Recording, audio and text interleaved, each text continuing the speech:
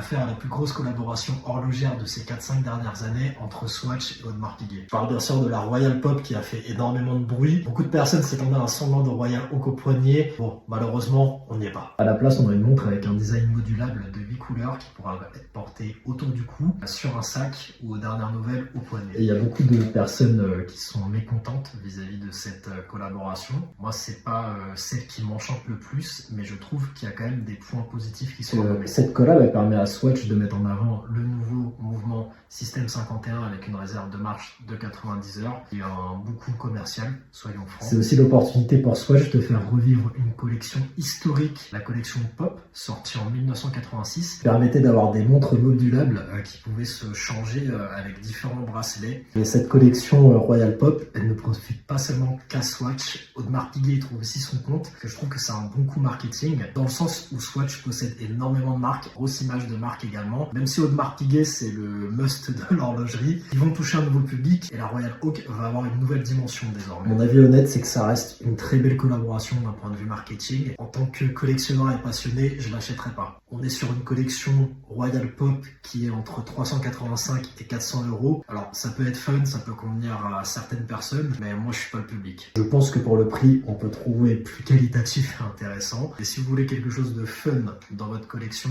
qui change un petit peu du lot, et surtout faire partie de l'histoire de cette collaboration, vous pouvez l'acheter. Moi ça sera pas mon cas. N'hésitez pas à vous abonner, à liker. C'était Quentin, ça m'a fait plaisir.